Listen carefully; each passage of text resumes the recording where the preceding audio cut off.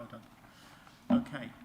Welcome to this Joint Audit and Standards Committee. I am Councillor Dave Muller and I am chairing the meeting today. May I first of all remind you of some domestic arrangements. Please ensure that microphones are turned off when not in use, that you do not interrupt other speakers, that if you are attending the meeting to speak and persistently interrupt the meeting, you may be asked to leave. Please ensure your mobile phones are on silent or switched off, and additionally we will be using the e-voting for this meeting on the modern.gov app.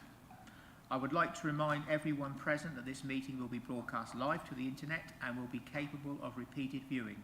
The whole of the meeting will be filmed except where there are confidential or exempt items. If you make a representation to the meeting, you will be deemed by the Council to have consented to being filmed. By entering this meeting as a speaker, you are also consenting to being recorded by the Council and to the possible use of those images and sound recordings for webcasting and/or training purposes. The Council, members of the public and the press may record, film, photograph or broadcast this meeting when the public and the press are not lawfully excluded. I'd now like to introduce the officers. We have John Snell, the Corporate Manager for Internal Audit, and we have Ifti Ali, the Interim Monitoring Officer, and we have our Committee Services staff, Beth, Claire and Alicia with us as well. Can I move to the agenda, please? Item 1, apologies for absence and substitutions. None received, Chair. Thank you very much. Item 2, to receive declarations of pecuniary and non-pecuniary interest by members. Do we have any? None at all. Thank you very much. Item 3, to receive notification of petitions in accordance with the Council's petition scheme. None received, Chair. Thank you. And therefore we move on to item 4, Jack 2145, to confirm the minutes of the meeting held on the 30th of January 2023. Are there any points regarding the accuracy of the minutes? Okay. Could I have a proposer, please? Councillor Eber and a seconder, Councillor Hurren. Thank you. I will now ask the Governance Officer to conduct the electronic vote, please, and I will sign the minutes after that's been confirmed. Thank you. Thank you, Chair. That vote is now in progress. Thank you.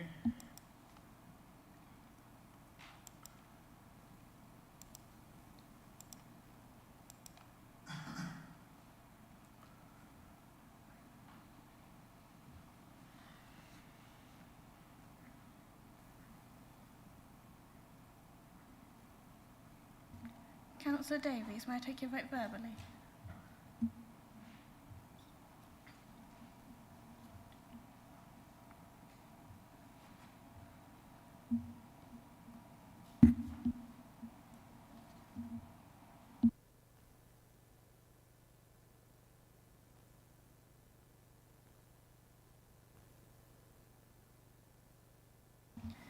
That is 8 votes for and 1 abstention. That is carried.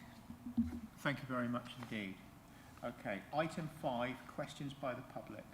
None received, Chair. Thank you. And item 6, questions by councillors. None received, Chair. Okay, thank you. So we move on to item 7, which is JAC/21/46, Managing the Risk of Fraud and Corruption, Annual Report 22-23.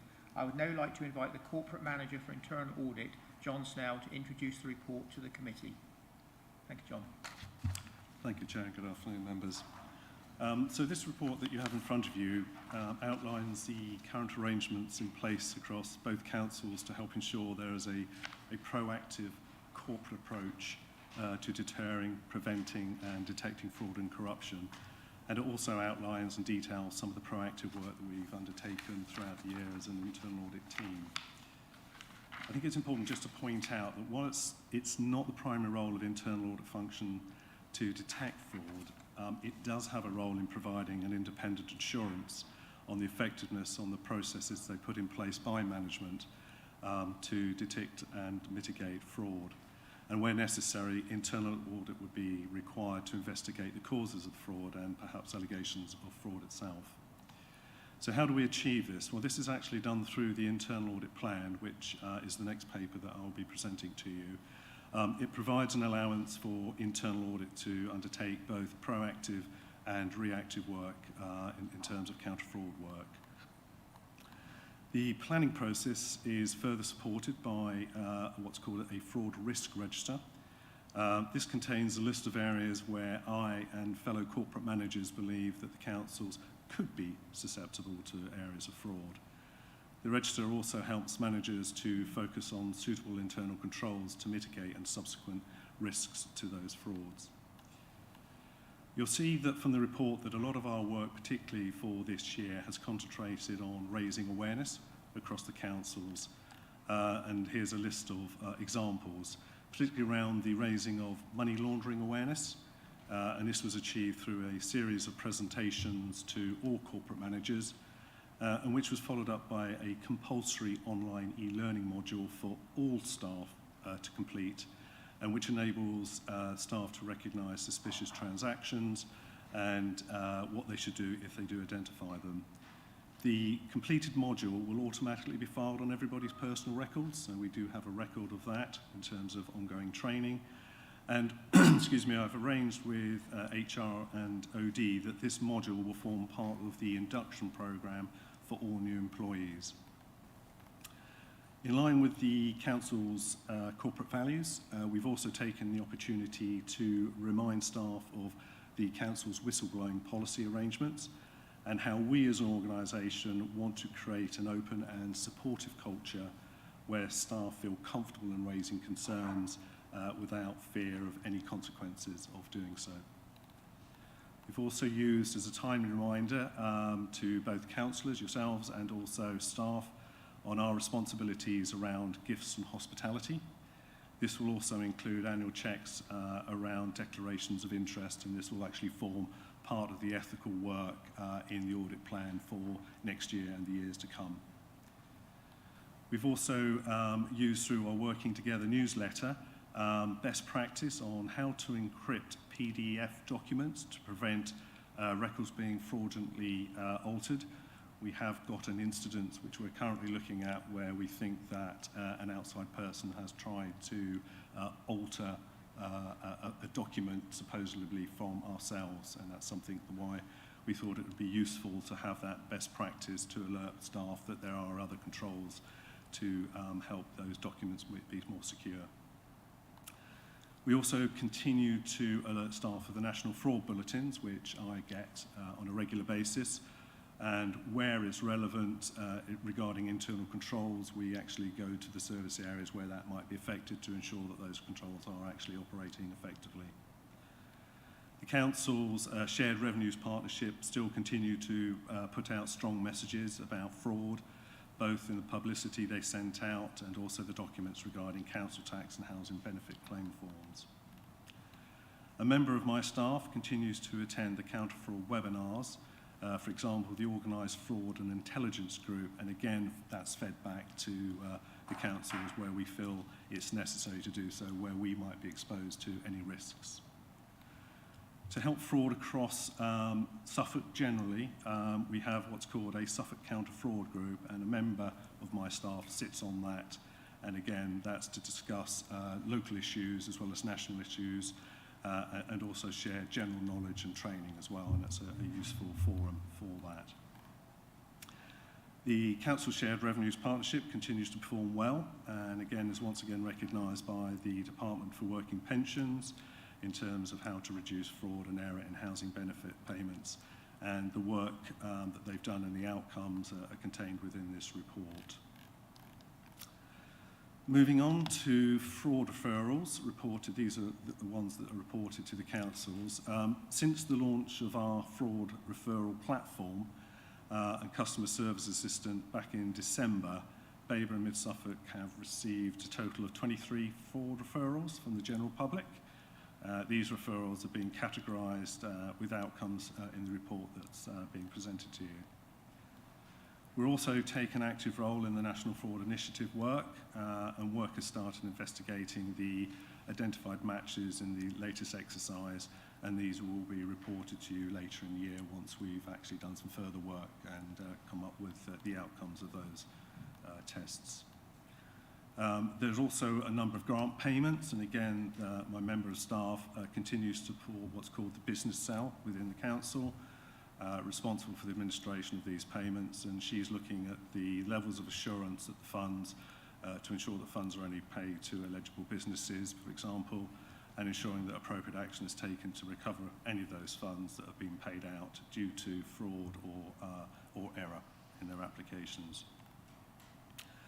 So in conclusion, although the councils have traditionally encountered low levels of fraud and corruption, we nevertheless take it very seriously, and I think it's proportionate in terms of the actions and the work that we actually put across in terms of taking reaction and proactive work across the councils. So I'm comfortable with the levels of resources that we have available to us, which just leaves me to take any questions in terms of the report itself. Thank you.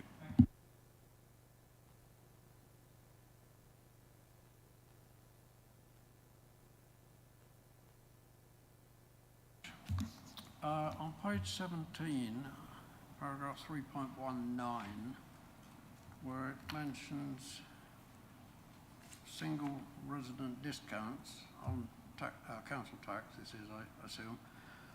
The final sentence of paragraph 3.19 says, this is the overall total to be shared between preceptors. What is actually meant by preceptors, please? Thank you, Councillor. So if I take a step back, you'll see that that Suffolk County Council have provided some funding for the SRP to undertake this work, and they actually have a vested interest. So the more that we can save, the better it is in terms of the precepts that we hand across to Suffolk County Council. So it's the money that we pay back to them. So there is a vested interest in terms of us actually reducing that, and they benefit from savings.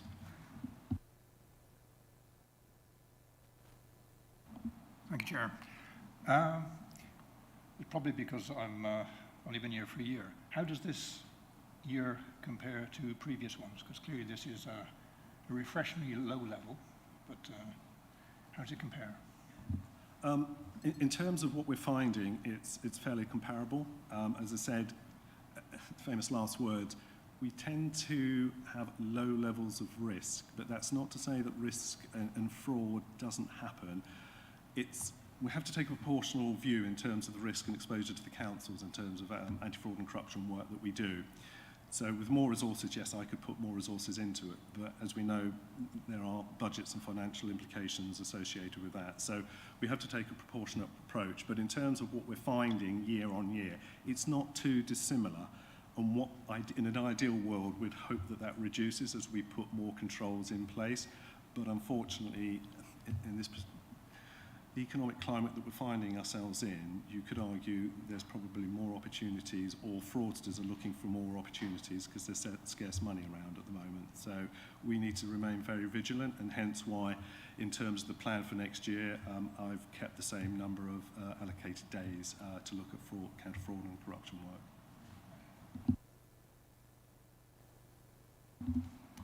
Thank you very much, Chair. Thank you, John, for your report.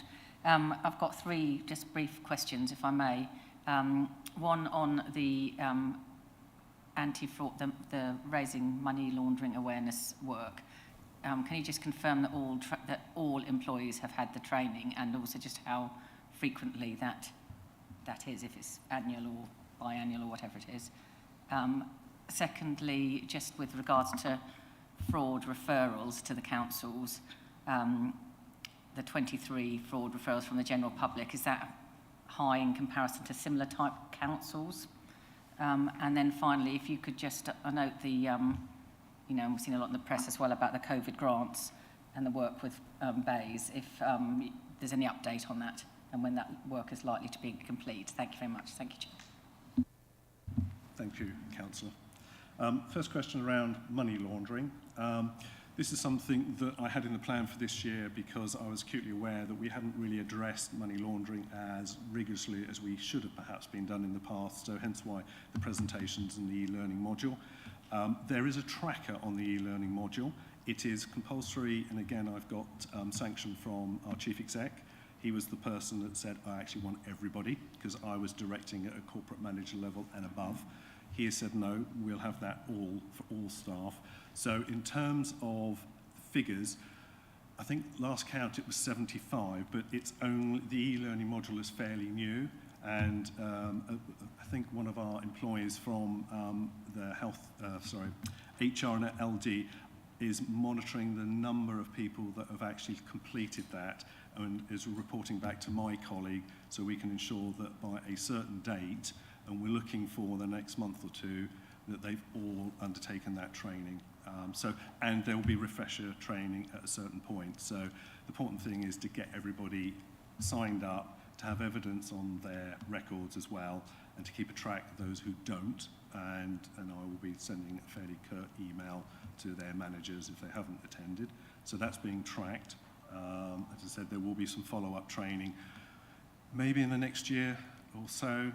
Depends how many cases. Well, if we're finding lots of cases where potentially money laundering is coming to our attention, then we might have to escalate that sooner than later. But dare I say, touch wood, we haven't had any cases this year of money laundering for that.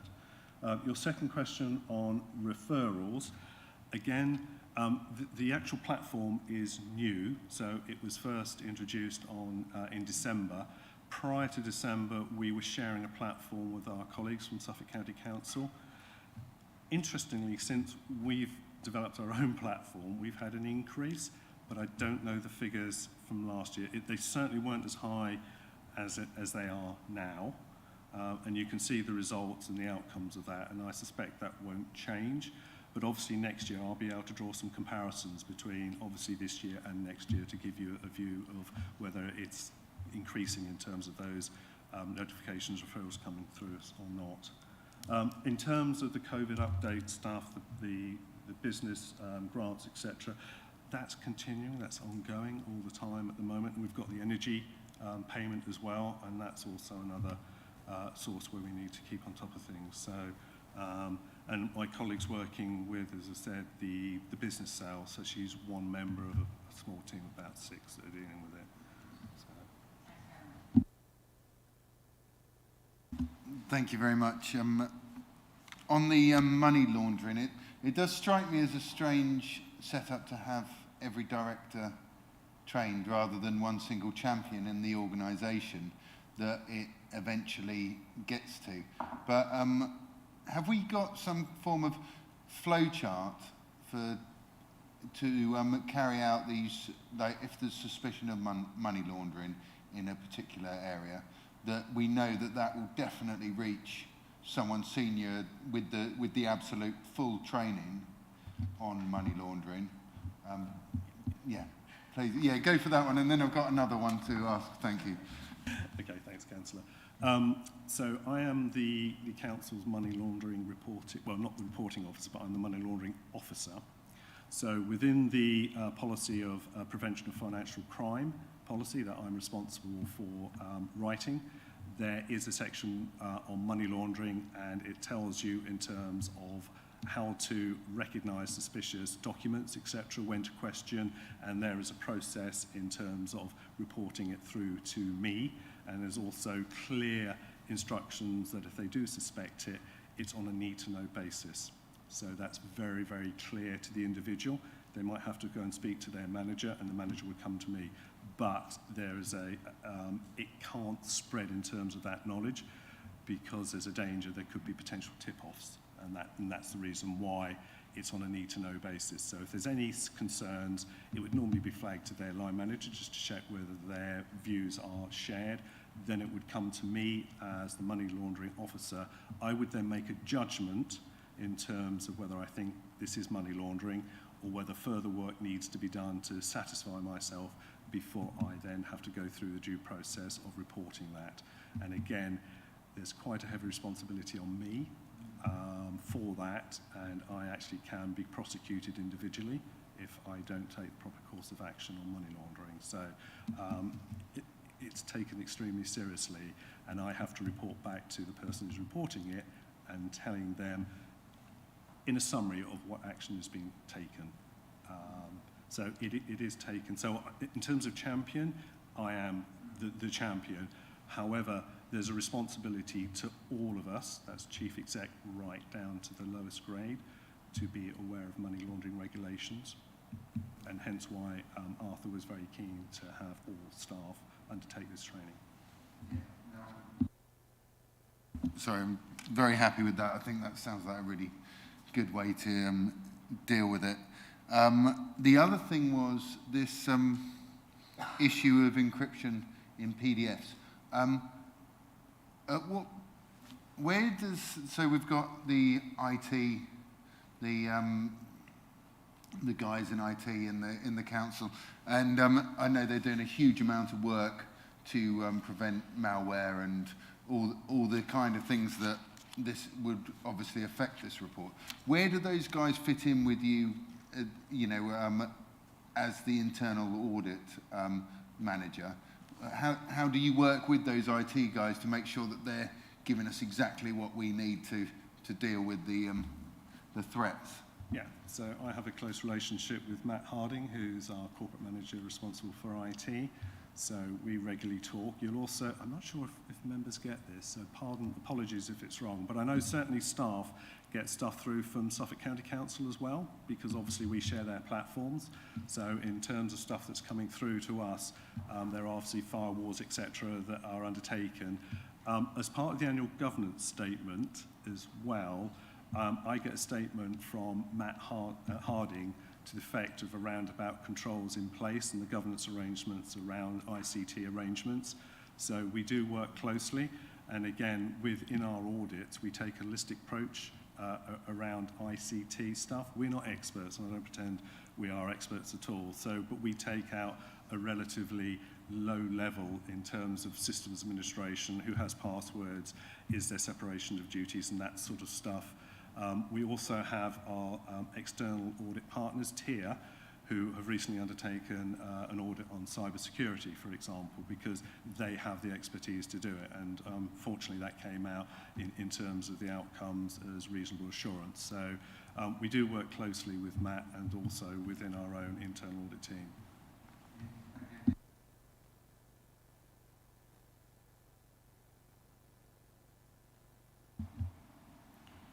Yes, thank you, Chair. John, really good paper. It shows that we are doing what we meant to do. One thing that keeps coming out, it's not our primary role to manage fraud, but it is our role to instruct others to do so. And I've just sort of wondered, I find that very difficult, to be honest, because apart from training that Councillor Muller and myself attended at the beginning, we haven't had a lot of training. I take on board that we've had periods of lockdown and things, and it's been very difficult, but I think just trying to guide things into the next council, maybe, I certainly think councillors who sit on this committee should have sight of the risk register, so we're all aware of what the risks might be. I would not have thought money laundering was something that we might be a victim of, but obviously some think so. Or maybe James has just been watching the gold on the telly a bit too much, you know. But it obviously is a thing, and I'm thinking, are we capable of managing this? I think perhaps we need a bit more guidance and training, because apart from the obvious ones, I don't think I could name all the risks of fraud that we might be the victim of. So it's a steer for the future, really. Maybe we could, know a bit more and do a bit better. Yeah, I think, Councillor, it's quite an interesting and a valid question to ask. I relinquish responsibility for risk, as you know. That's now been taken over by another corporate manager under a set of disciplines. Without wishing to step on anybody's toes, you have a right to see that risk register, as you do, and perhaps I might suggest you do, to be honest. You do need to have an appreciation of risks, whether it's related to fraud, counter-fraud and work or not. You do need to have sight of that, and you need to have an assurance that those risks are being well managed and there are proper mitigations to reduce the risk. So, but I think in terms of that, that's something for you as a committee to take forward and ask the relevant officers. It would be wrong of me to say yes, because I'm not responsible for the risk register as such. but we all in this room have a responsibility to manage risk. You know, when you're out on site, the reports that you read, the challenge, you know, to us as officers. So I think it is important, but that's my view. It might not be shared by others, but that's something I think you can pursue through the relevant officers that are responsible now for risk management per se. You will get reports, particularly on the strategic policy for risk management strategy, but you might want to have sight, as I know you have done in the past, the register, but there's no reason why you can't ask for it.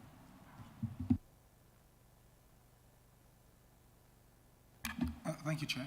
Just through you, Chair, just to add a bit to that. So, as a committee, you're here to look at the process for managing that risk, and it's the process that you want. Is it adequate? Does it do what it needs to do? And that's the bit that you're testing. In terms of the money laundering regulations, quite right. It's MLRO is John. There's a process in place. The process is all about training everyone in the authority to identify money laundering. And then at the level where money comes into the organisation, and I'll give you an example, a housing officer who's dealing with a right to buy sale, or somebody in legal who's dealing with a right to buy sale. That's a classic money laundering scenario where you've got a large amount of money coming into the council, and so you put in place a process. First things first, identify potentials. And that's not just that the processes should identify where money laundering could be an issue. And the process identifies it by saying to all those in the council who are responsible for any income or outgoings to be vigilant, to be trained, and to understand what money laundering is. There is a list of those type of things. And like you, I don't know every single scenario that the authority could be faced with. But the basic principle is that if there's money coming into the authority, we want to know what the source of it is. And that's kind of the basic principle that needs to be instilled in all the officers and in all the processes that we have. Yes, I think, Chairman, I hear what the officers say, but my fear is that there is a danger that we can't think of, you see, or we're not aware of. So I think if it was set out a bit more formally with some training, it would be good for the next Joint Audit and Standards Committee, who could be a completely new one. We could have 10 new people here, and this is difficult. It takes a couple of years just to sort of realise what you're really doing, especially as chair. So I think that's something I would like to to see going forward, to be honest, if that can be set up. And Ifty talked about sort of the right to buy on 328. It says there's no right to buy concerns, but when we looked at this before, I remember there was one. I think it was refused because it was felt the money came from elsewhere. Now my question on that was it resolved satisfactorily, or was it allowed? How did that one turn out? Just for my own sort of information, as something that we talked about previously. Yeah, in this particular instance, I reported it through the proper channels, and yes, the application was refused. And as part of my role is to gain as much evidence as we could, and there was no conclusive proof where that money was coming from. So we challenged and continued to challenge. They couldn't provide suitable answers, so we then refused the application, and strange enough, it went away. But having said that, we then, as part of my role, I then reported it to the National Crime Office, which I am required to do. The outcome of that I don't hear. So in terms of my role, we had satisfied ourselves from the council's point of view that we weren't happy with the application and the lack of evidence to support where that money had come from. And often where you do get issues is particularly where money is coming from abroad, and all the transactions and supporting documentation are in a different language, and you have to then actually translate it. But it's still a little bit dubious. So we will often ask, we did have in the past asked for someone with probably greater knowledge from another authority to just have a look at that to make sure that our reasoning was secure. And in this instance, yes, they fully backed what we were trying to do, and we were quite right not to release the asset effectively, because that's what it is, to the applicant, and that application was withdrawn. But in terms of the outcome, I don't know whether they were then asked to provide evidence to another authority, a higher authority than obviously the council. But in this instance for this year, there haven't actually been any instances of where, particularly with right to buy, where it is most prevalent, if it's going to happen. Just to give you a couple of other examples where it can happen is where on council tax, for example, on business rates, perhaps more, where someone is paying cash, not only for the current year, but for subsequent years as well. And that money is in sort of like tens of thousands of pounds. You would then question, why would you want to do that? And that would be frowned upon and then would be investigated, because that's not the norm. So that's just perhaps another example of where money laundering could be targeted to make payments in advance, using cash. John, that was what I wanted to know. So it is working. I think we should be quite proud of that. Thank you, Chair. It's funny, John sort of talked to a lot of what I was going to say. I was going to say, if we're talking about right to buy, we have solicitors involved, conveyancing solicitors, which will be aware of money laundering, trained and everything. But on the smaller level, but you've just actually gone into that when people are paying cash on a smaller level. Do we have powers to look at source of funds at that level, or do we just report it onto? What we would do in this case, we don't have a trained proceeds of crime officer, but we have one in a neighbouring authority that we would actually then ask them to undertake that investigation on our behalf. Obviously there's a small cost involved, but when you're talking about crime, what price do you put on crime? And if there's a legitimate case to be answered, then that's referred to them and then would be referred to the police in the normal fashion. Some people still do use cash to pay bills and things, and it's obviously to a certain level that it would start to ring alarm bells. Yeah, no, that's good. That's really good to hear. Councillor Benefits, or not Benefits, sorry. When gifts are given, in declarations of gifts, you said that we're going to annually look at that, and what form will that be in? I know declarations of interest need to be updated regularly, but are we going to do something outside of that? Certainly with like gifts and hospitality, for example. I mean, the danger here is we only know what we know. So if you don't tell us, there's very little we can perhaps do unless somebody decides to shop their friend, basically. But what we're trying to do at the moment, we recognise that there's probably a level of inconsistency across the councils at the moment in terms of gifts and hospitality. We're a little bit antiquated. We have a register, a manual register, and I really want that to be electronicized. So, and I'm talking with Jan Robertson and her team of using modern.gov as a potential software that we can have prescribed documents that can be completed by staff, I'm talking about in this case. Obviously, members, you also have your own rules in terms of your code of conduct that you need to declare gifts and hospitalities and declarations of interest, which you do. We are just trying to raise awareness, particularly from an internal point of view with staff, to make sure there's a consistent approach right across the organisation, particularly within those areas. So what we're trying to do is putting in hard and fast rules and cement those for this year and next year, but also take annual looks at those registers to make sure gifts and hospitalities are being correctly dealt with. And as I said, the caveat is we only know what we know.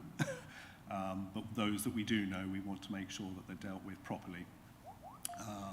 In terms of the declarations of interest for officers, again, that should be an annual.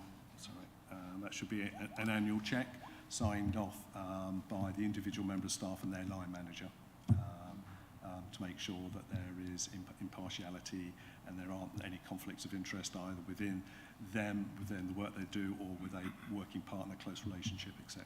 So they're all areas that we would consider. Yeah, because I think a review is quite necessary with declarations of interest, because it's very easy for a councillor to fill them out and then not look at them in a 4-year term. But with a review, if you're almost changing the date reviewed on them, it's a lot easier for a councillor to have that. Not that I think that goes on at all, and I've had no experience of that going on. But I do. I forgot, and ignorance is not a good reason to not fill out things like that. And I think timely reminders just help all of us, not just you as councillors, but also us as staff as well. As you said, it's easy to forget something, quite innocently. Yeah. But yeah.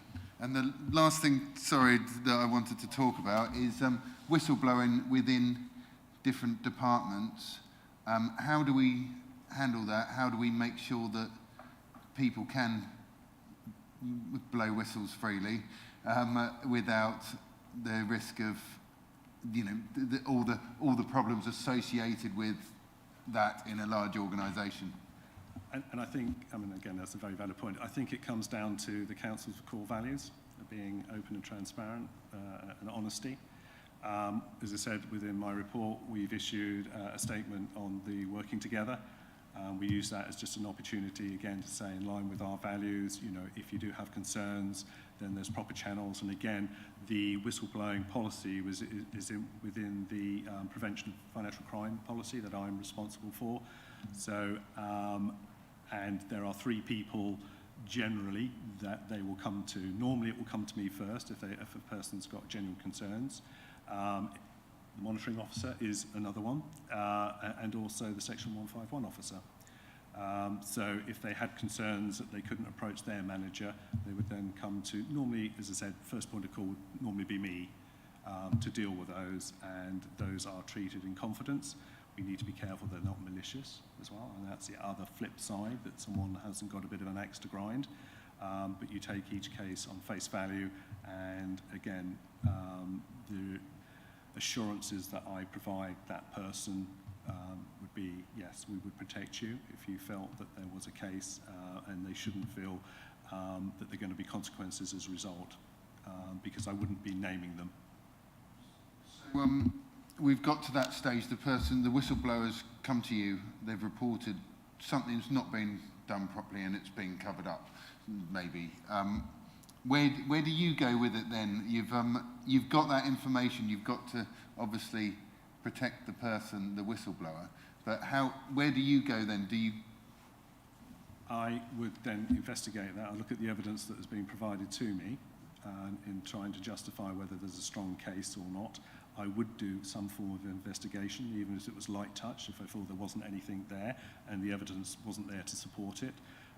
If I felt there were some issues that needed to be addressed, I would at some point, obviously, if there was a disciplinary, then I would have to liaise with somebody from HR, and it would probably be Suzanne Hughes, the chief officer or the head of HR. And also, as part of the procedure, I would provide a summary back to the whistleblower in terms of what action's been taken, but that might have to be suppressed if there was other sensitive issues surrounding that area, but they would get a report back to them in terms of the actions that have been taken. How do you deal with the access to that department so you need to go into the department and find out if something's been signed off that's not been done, or something, for instance? How can you just walk into the department and say, I've come to audit? Giving the trade secrets away. Yeah, sorry. We might have to go into closed session, actually, but whatever you can provide say. you a level of assurance, there are ways and means that I can access information, and my badge allows me to do that. Okay, without going into details, in terms of information that I require, I can get that information, either discreetly or not. But obviously, if it's a whistleblowing, it will be done discreetly, and I can find a way of actually looking at areas of work without alerting maybe people that I don't need to be alerted to. That's great.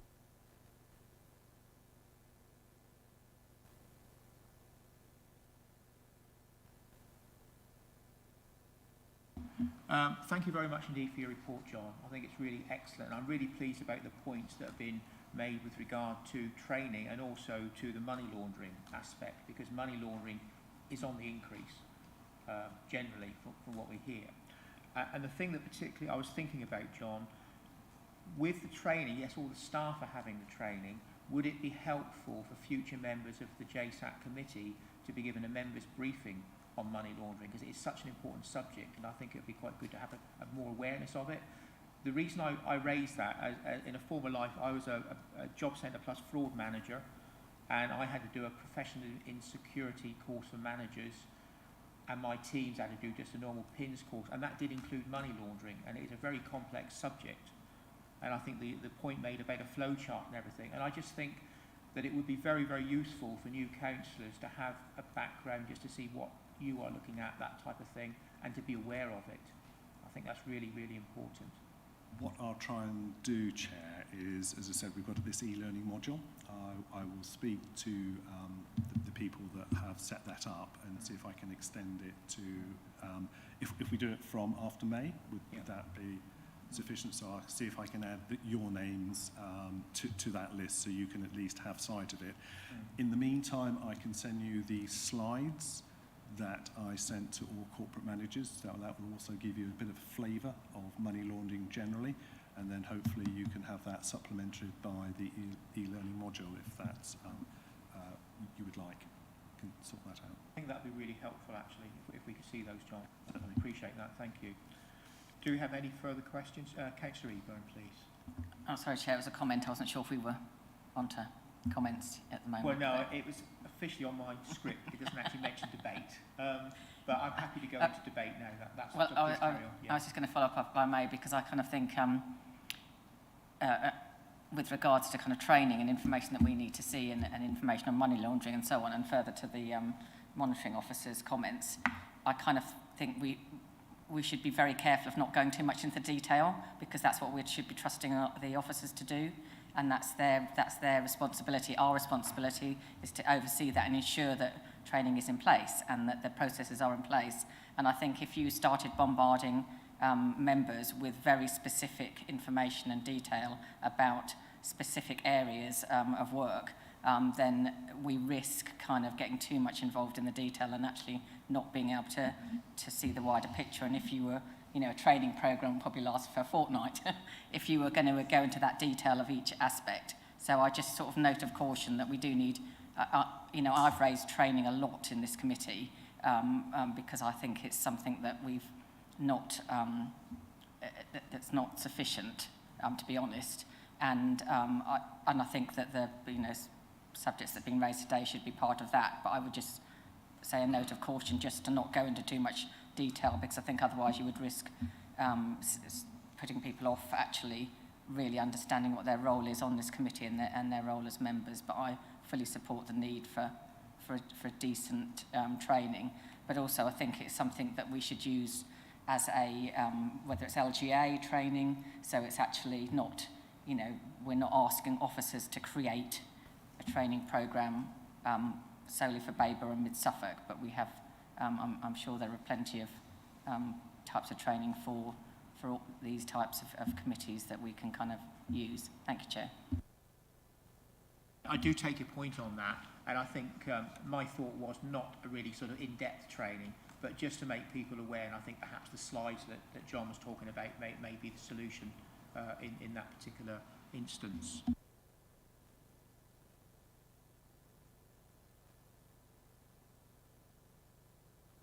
Yeah, just very quickly, Chair, the same subject. I think the new committee just needs broad brush awareness training of areas to look at, basically, just to help them from day one. And I think it probably has been minuted, but I think it ought to be a steer for the new JAC, and also the opportunity to look at the risk register, which I think also we should have sight of early on. That's basically it.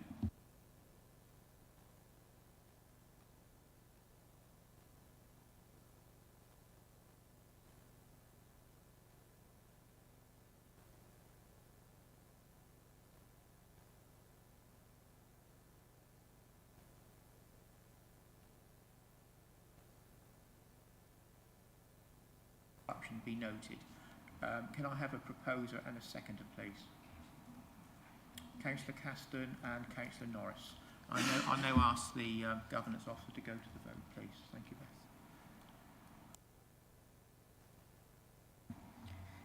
Thank you, Chair. That vote is now in progress.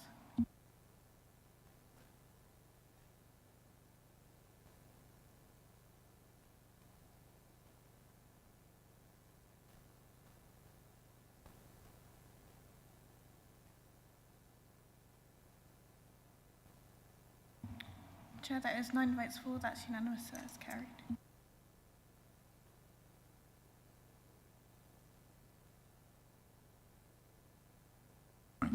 The next item is item 8, JAC 2147, the internal audit plan for 23-24, and I'd like once again to invite the Corporate Manager for Internal Audit, John Snell, to introduce the report to the committee. Thank you, John. Thank you, Chair. So the report, the purpose of this report in front of you is mainly to provide you with members of the audit plan for next year, which details the scope of the audits to be undertaken and the corporate activities that will be supported through the work of the team during the year. The plan has been developed to ensure it delivers against the public sector internal audit standards and covers the following activities: governance processes, ethical values, information technology, risk management, and fraud management. So the planning process also recognises that the councils are still trying or continue striving to improve services and use innovative approaches in delivering services against what is basically a backdrop of reducing funds, and therefore I've directed the resources using a risk-based approach to maximise the effectiveness of internal controls across service areas. The construction of the audit plan has been developed to support both the annual governance statement, which comes to this committee, and also to look at and support the council's key strategic themes. In developing the plan, I've just listed here some of the areas that I will consider as part of that development process, and that is to, again, review the council's strategic priorities contained in the corporate plan and how these outcomes that support them, the significant and operational risk registers, also engagement with senior management to identify management's views of the forthcoming year's risks, again linked to the corporate plan and delivery programmes, and again to provide assurance around those. Also consideration of the 23-24 budget, and here I'm looking at to evaluate the levels of income that we generate, areas of expenditure, the value of the assets, and basically the volume of transactions that are going through our books. Also, I'm keen to understand about the past history of the audit work that we've undertaken. Again, that's to look at past audit opinions and the recommendations that have been made and implemented. Also looking around holistic approaches around, again, talking about the fraud risks and the values and the complexities around transactions across the piece. We also look at the 3 lines of defence in terms of the control insurance. So we're looking at sound management in front of frontline operations, looking at the oversight of management activity within each professional framework, and also looking at the external review by independent assurance providers, and also that includes internal audit in that 3rd line of defence. The internal audit plan, again, will continue to be resourced from existing staff and also from our external audit partner. And again, this arrangement still allows a direct internal provision plus the commission of external skills and capacity, and provides a blend of resources from within the councils and from the external partner services themselves.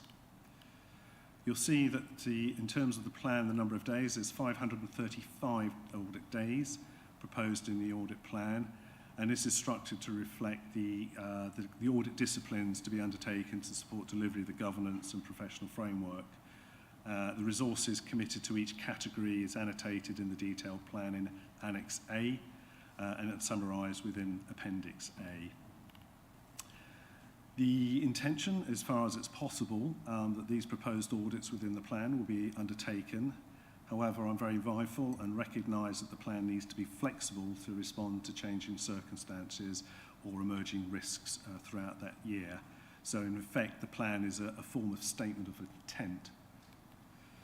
The plan, as presented at Annex A, represents what my current views of how audit resources can be most effectively used. Where significant deviations to that plan are required, then these will be reported to senior management and also back to this committee as appropriate. So in conclusion, I'm satisfied that the level of mix and of resources, together with the areas covered in the plan, will enable me to provide an annual internal audit opinion at the end of the year, which again I present to you. And at this point, and I apologise if I'm going to embarrass two members here, but I would like to advise the committee of the results of our recent external quality assessment of the audit function. This was against the public sector internal audit standards that were carried out last month. I'm waiting for the final report to be issued, but have been advised by the external assessor that the internal audit function conforms fully with the standards and there were no areas of non-compliance. This is a really pleasing result, and I think a reflection of the work that we undertake across the councils. And again, I was going to apologise here, but I'd also like to personally thank councillors Muller and Hurren, because you guys were part of that assessment and you were interviewed by the external assessor. So obviously you said the right things as well. So many gratitudes to you both on that front. There's no really additional audit-related issues at this stage to report to you. So again, I'm just happy to take questions.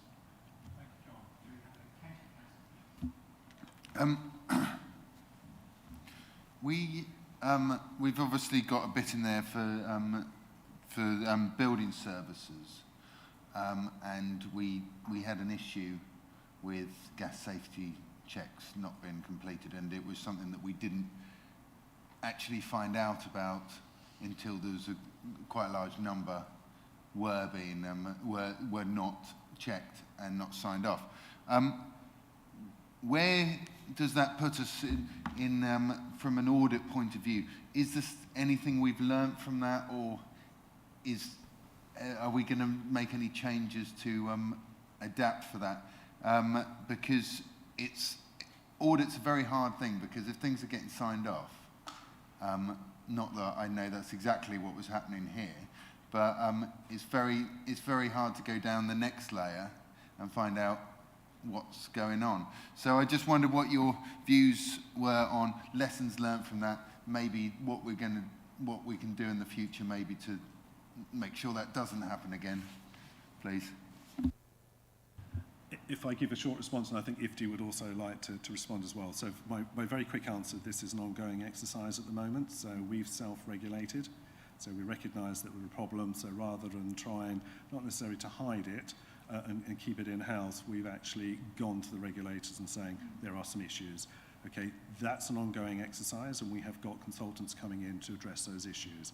There is a number of days you'll see within the plan to look at this at a later stage. So we will wait in terms of what their findings and recommendations are, and then I've spoken to the Director of Housing, and we would do a health check, almost like a heat map, in terms of what was recommended, how they're being implemented, and where are we now. And obviously, so it has been flagged up, and in fairness, the Director of Housing has fully accepted that, and that's why there are a number of audit days within the plan to look at that area and other areas within that service. I'll hand over to Ifti. Yeah, just to say, as a senior leadership team, we have sight of the risk register and how the gas inspections are taking place, as well as the electrical inspections. On the back of that, there are, because what we've got to realise is that these are our properties. These are the council properties. These are our tenants who aren't allowing us to go into the property to do the gas inspection. So we're actually taking out injunctions against those who will not let us go into their properties. And there's I can't give you the figures off the top of my head, but there are a number. There are only a couple that have actually got through the system, because there's a bit of backlog at court. But that's where we are. So In terms of senior leadership team, we've got almost like a weekly to 2 weekly oversight of how those figures are going. It's being heavily monitored. It is being reported. I'm just trying to remember what the reporting structure is. It doesn't come here, but it does go to other parts of the council. And they're all checked against a plan. It just keeps coming up time and time again. So it's very encouraging to me because I see it in various places, which is good because it's not falling off the radar. It's a very important thing for the council to do. We've reported ourselves, so we've dobbed ourselves in because it was the right thing to do. We've put in place the measures to deal with it, and we're taking it extremely seriously. I mean, that's the bottom line, really. That up is is that type of thing ever covered by audit, so that would be under the scope of the audit to look into that? Because it does. I know that a huge amount's going on, and and I sympathise because a lot of it was caused by people refusing, and if someone won't let you in their house, you can't do it. But it's just to detect it, and I feel that maybe it wasn't detected that early. So is it possible to do that as part of this audit, to look into that? As I've mentioned, we've got a number of days for the plan next year. There is no point in internal audit going in while the consultants are in doing their work, because we will probably come to similar conclusions.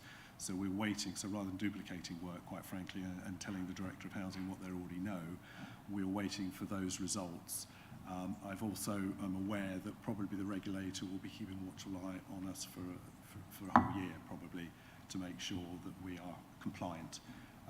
But we will wait until the consultants have done their pieces of work to look at what recommendations they are making. And as I said, there's going to be a period of embedment, and then we would come in and do a health check, want for a better word, that we would look at those to make sure that those recommendations are being fully implemented. And obviously that would form part of my report, and then the summary of those findings will then come back to you in the normal course of action.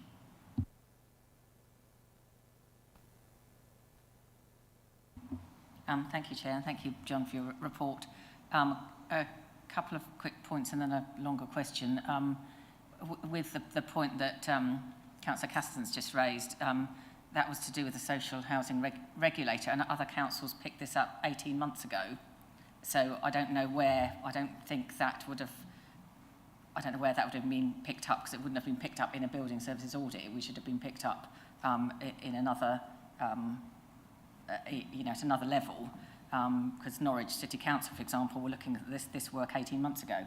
So, it's why we took so long to do it, I'm not quite sure. But the other quick point is on the bottom of page 32, refer to programme boards and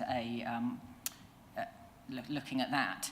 And I just wanted to I'm not quite sure if the language is right, because it's saying provide the councils with an interface through which members will, at programme level, hold officers to account. My understanding is that's only cabinet members that are on those programme boards. It's not other members, so members per se. I might be corrected on that, but and I know there's some working groups, but I'm just, I just wanted to be clear about the language. If that's, but if I'm wrong, I'm happy to be corrected. But my main point really is on paragraph 5.2, just with regards to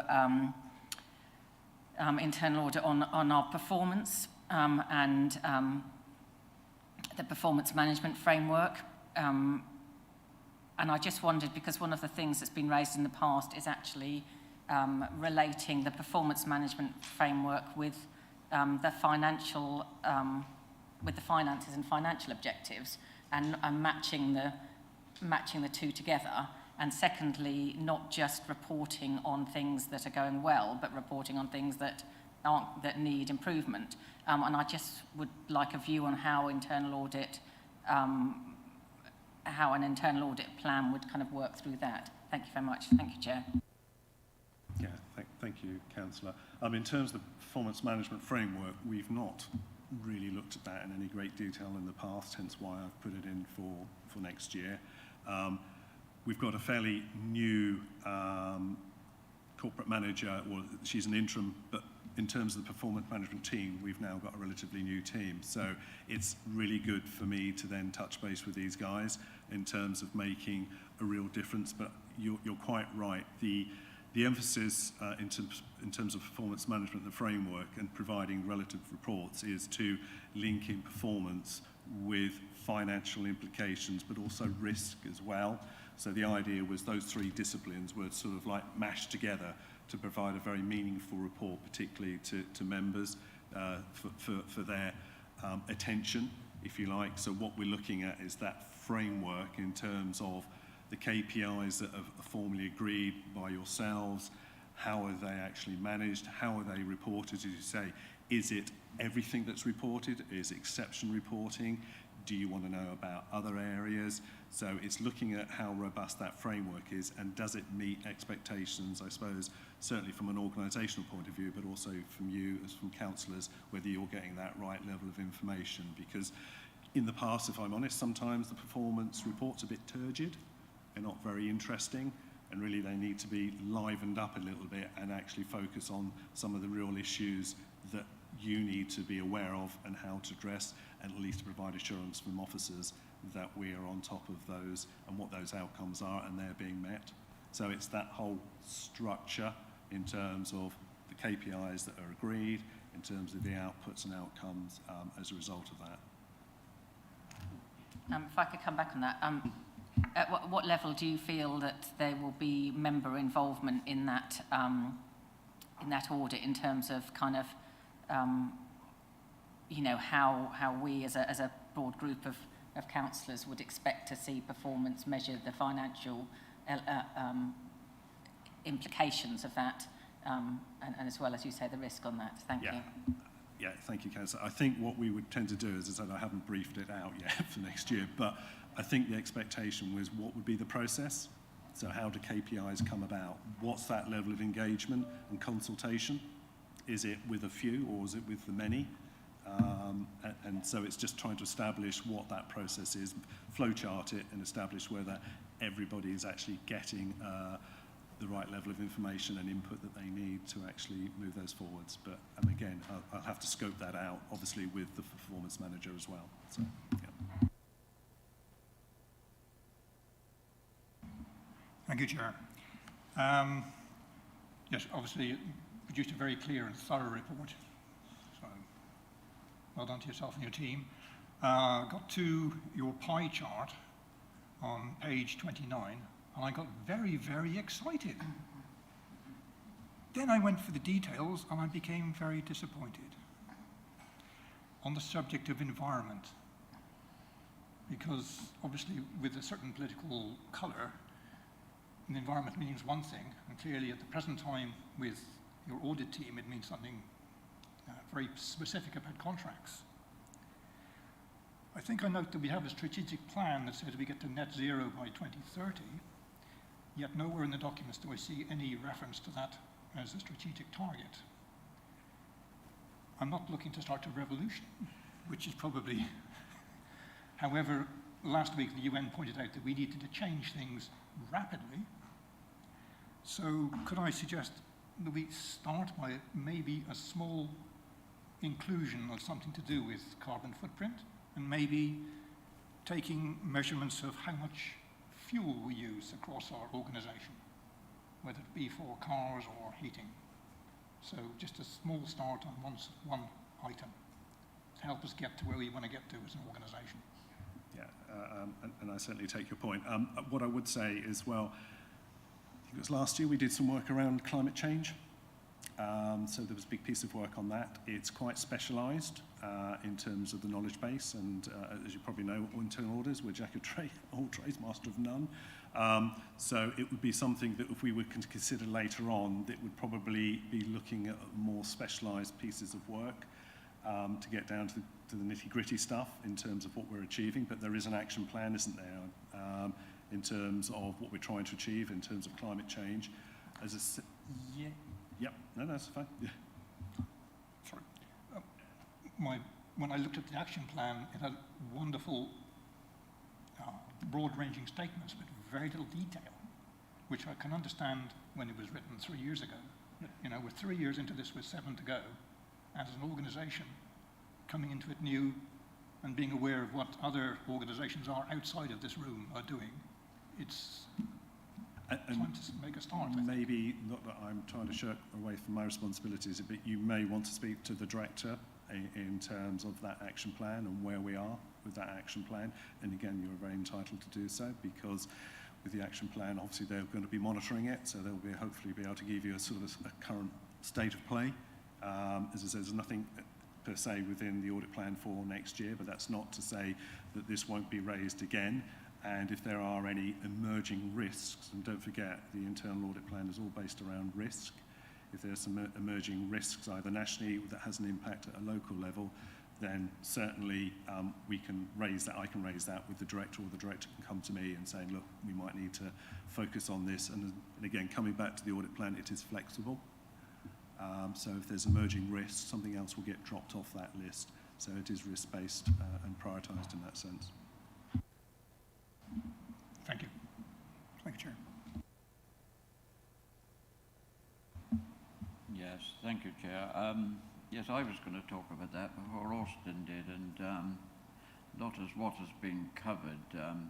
I think I'm finding that 4% spent on environmental issues is probably not the right balance, because we do a lot with the biofuels and things like that, but I do feel we should be doing more.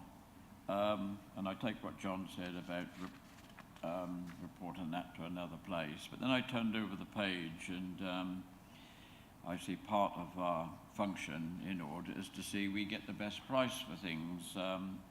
Item 4, John, fees and charges. It seems that we or you are tasked with getting the best price for things. I presume that is correct. And stop me there if I'm on the wrong track, please do.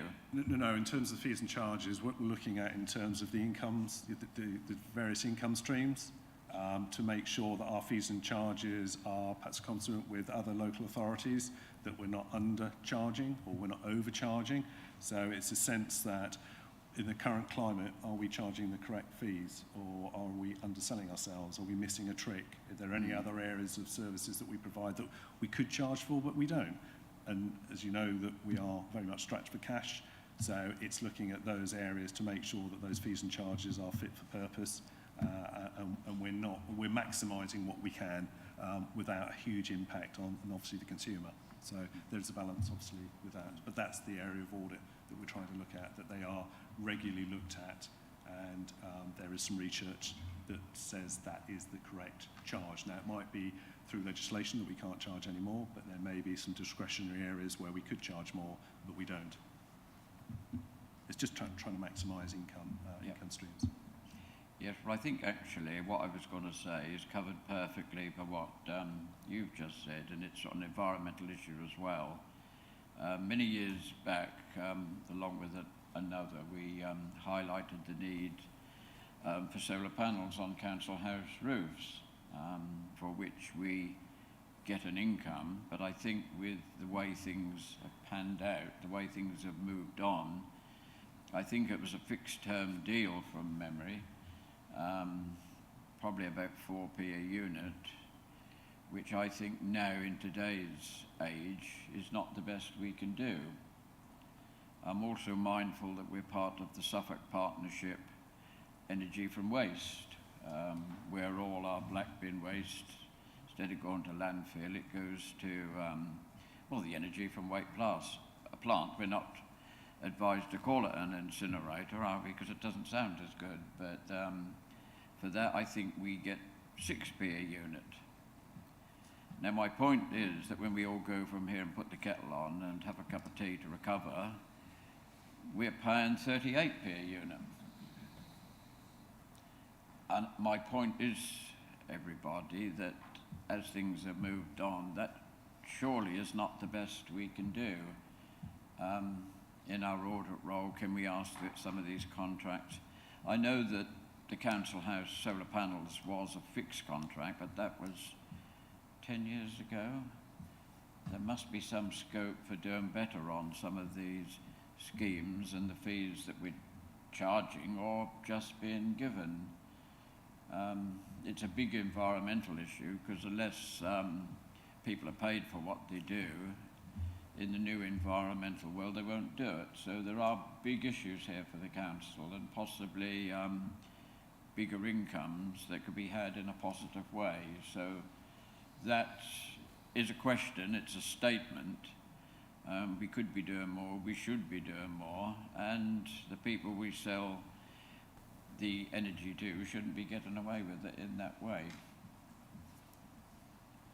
And maybe that's something that the procurement team can look at along with the managers that oversee the actual contracts themselves. Yeah.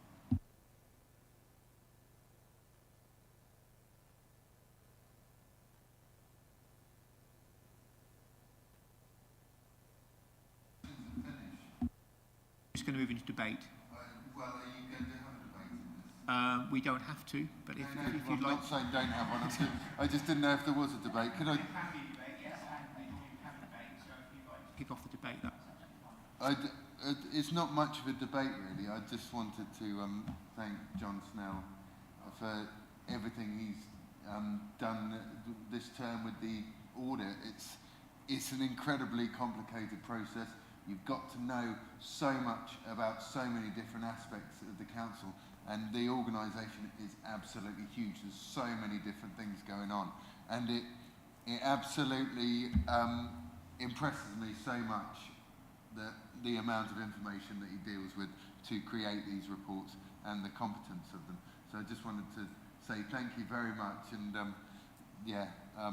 it's a really good it's a really good plan, paper as always, and thank you. I don't really have anything to debate because I think it does exactly what it should do. And Chair, I will second that as well. Yes, as co-chair, John has been brilliant. And sorry if I give you a bad time sometimes, you know.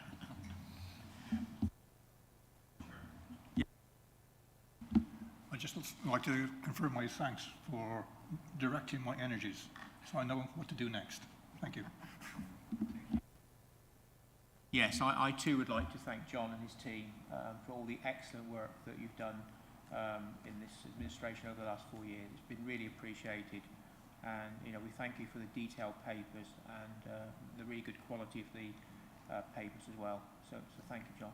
That's really good. Thank you. It is actually for noting, but as I said earlier, myself and my co-chair, Councillor Howard, said we would vote on this. The actual recommendation is that the content of this internal report, supported by Appendix A, be noted. Could I have a proposer and a seconder, please?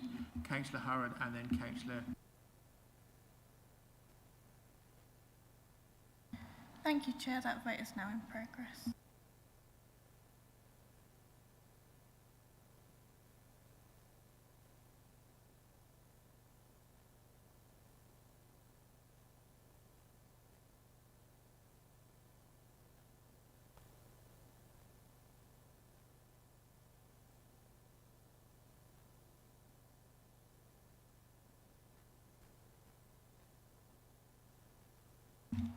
That is 9 votes for. That's unanimous, Chair. Thank you very much indeed, Beth. And I shall move on to the next item on the agenda, which is item 9. JAC 2143, Complaints Monitoring Report. And I would like to invite the monitoring officer to introduce the report to the committee, please. Mr. Ali. Yes. Thank you, Chair. This is an information report for noting. It's to do with an update on the number of code of conduct complaints that have come in since the last time it was reported to this committee. So from the 18th of January 2023 to the 7th of March 2023, in the Bayberry District Council area, we've had 13 complaints. So that's 13 code of conduct complaints. That's relating to 6 district councillors. 7 of those complaints against parish councillors, so 7 town or parish councillors. In terms of complaints upheld, some are still going through the process because they've only just come in. There have been no findings of breach in relation to 2 of those, so we've still got 11 outstanding. and they're in various stages at the moment. What we do with regards to code of conduct complaints is that the first step is that there's an initial assessment. It then goes off to the subject member. The subject of the complaint is then asked for an explanation or for information or comment. That then comes back and then goes to the independent person, and the independent person and the monitoring officer then come to a conclusion as to whether or not it's to proceed to investigation, or whether or not there's some other local remedy, or whether it's not to proceed at all. So that's where we are with those 11 at the moment. Thank you, Chair.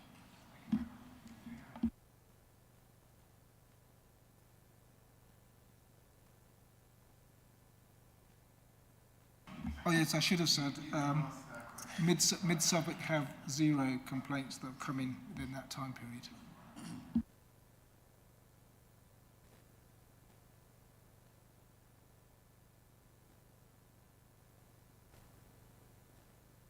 That's basically just for noting, so we'll move on to item 9, which is JAC 2144, which is the forward plan.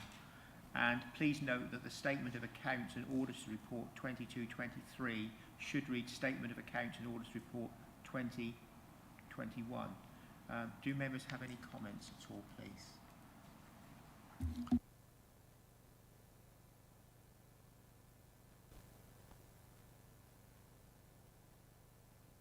Thank you very much. That again is just for noting. So that actually concludes this meeting, and the next Joint Audit and Standards Committee meeting will be on Monday the 31st of July 2023 at 10:30 a.m. But before we finish, as this is the last JSAC committee of this term, I would like to thank my co-chair, Councillor Hurren, for all his work, and I would like to thank members of the committee for all the very, very good questions we've asked over the 4 years, and obviously our colleagues, Ifti Ali and John Snell, for all their work, and also the officers as well, the committee clerks. So thank you very much indeed for all your hard work. And I will now close the meeting at 15:20. Thank you very much, everybody. Thank you.